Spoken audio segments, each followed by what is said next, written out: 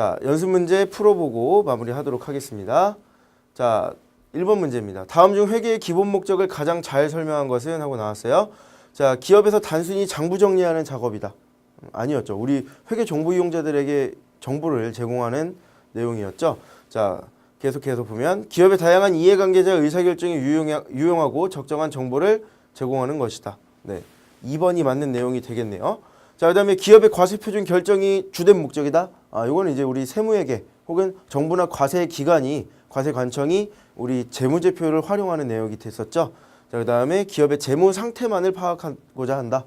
자, 재무 상태라는 거는 우리 재무 상태표에 나오는 내용이 되겠고, 재무 상태표 말고도 재무제표에는 손익계산서, 현금흐름표, 자본변동표, 주석이라는 나머지 4개의 구성 요소가 있었습니다. 그래서 이 1번, 3번, 4번은 틀린 내용이 되겠고요. 2번이 정답이구나 라고 볼 수가 있겠죠.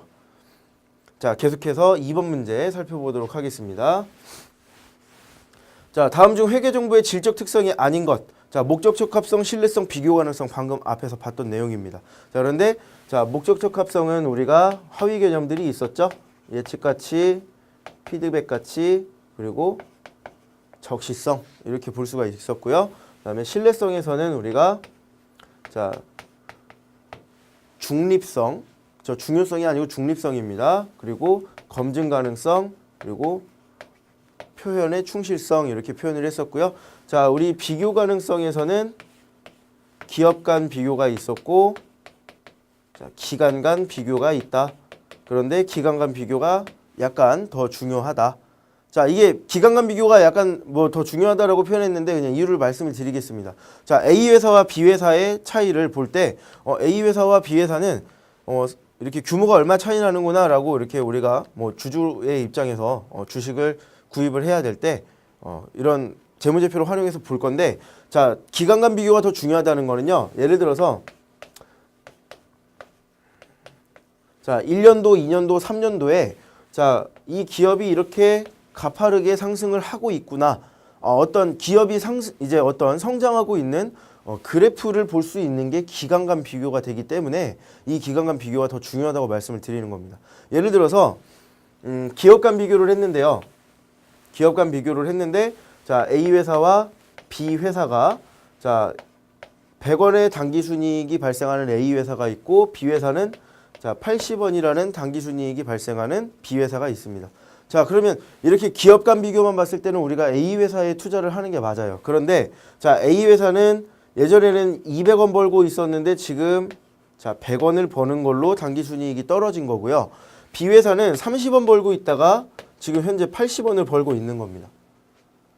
자, 그러면 B 회사가 기업 간 비교를 했을 때는 규모가 작은 회사이지만 우리 기간 간 비교를 했을 때는 B 회사가 성장하고 있는 회사이기 때문에 B 회사에 투자를 해야겠구나라고 판단을 하실 수가 있겠죠. 그래서 우리가 비교 가능성에서 어떤 정보를 파악을 할 때는 기간 간 비교를 더 중요하게 보시면 되겠다. 이렇게 말씀을 드린 거고요. 자, 그렇게 계속해서 그래서 문제를 풀어보면 목적 적합성, 신뢰성, 비교 가능성은 우리가 앞에서 봤던 질적 특성에 해당하는 내용들이었고, 자, 실현 가능성은 우리가 봤던 내용이 아닙니다. 그래서 정답은 4번이 되겠고요. 자, 계속해서 3번 문제 살펴보겠습니다. 자, 기업 실무에서 상장 기업에 대해서 반기재무제표를 작성하여 공표하도록 하는 것과 관계 있는 우리 회계정보의 질적 특성은 무엇인가 라고 돼 있어요. 자, 그런데 우리 처음 보는 단어가 나왔는데 반기재무제표라는 내용이 나왔습니다. 자, 1년을 1월 1일부터 12월 31일까지로 나눠 보겠습니다. 자, 그러면 자, 내가 이 작년에 만든 재무제표를 가지고 12월 30일에 이 회사에 투자를 해야 되나 말아야 되나를 파악을 해볼 거예요. 그런데 이 재무제표가 만들어진 시점은 작년에 만들어졌습니다. 작년에 거래 내역을 가지고 12월 31일에서 1월 1일 넘어올 때 결산을 해서 이 재무제표라는 걸 만들어서 우리한테 배부를 했어요. 그러면 자, 1월 1일부터 12월 29일까지 무수히 많은 거래가 그 사이에 많이 발생을 했었겠죠.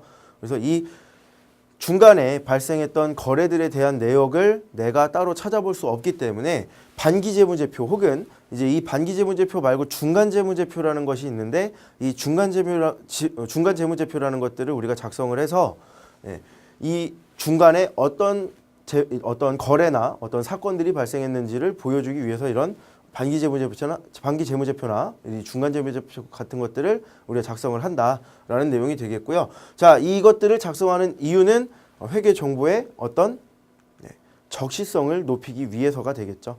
그러니까 적시에 필요한 정보를 제공을 받아야 되는데 1월 1일부터 12월 30일까지 어떤 정보를 아무것도 받을 수가 없으니까 반기재무제표나 중간재무제표가 없으면 이런 것들을 받을 수가 없으니까 중간에 작성을 해서 적시에 어떤 회계정보 이용자들에게 필요한 정보를 제공을 하겠다라는 내용이 되겠습니다. 그래서 정답은 1번으로 해주시면 되겠고요. 자, 계속해서 4번 문제 살펴보겠습니다. 자, 다음 중 재무회계의 목적으로 옳지 않은 것을 찾아라 라고 나왔어요. 자, 기업의 재무상태, 경영성과 및 재무상태 변동에 대한 정보를 제공하는 것이다. 네, 뭐 회계정보 이용자들에게 정보를 제공하는 것 맞는 내용이 되겠죠. 자, 두 번째, 자, 기업의 경영자만을 위해서 우리 회계정보 이용자에는 내부 회계정보 이용자 중에 경영자가 있었고 그리고 우리 종업원들도 있었습니다. 우선 경영자만을 위해서라는 말이 틀렸고요. 그리고 마찬가지로 외부 회계정보 이용자는 뭐 주주, 투자자, 채권자, 거래처, 뭐 과세당국 뭐 이런 내용들이 있었죠. 그래서 2번이 틀렸구나라고 볼 수 있겠고요. 기업의 경영자만이 아니라 우리 회계정보 이용자를 위해서라고 이제 표현을 해줬으면 맞는 내용이 되겠죠.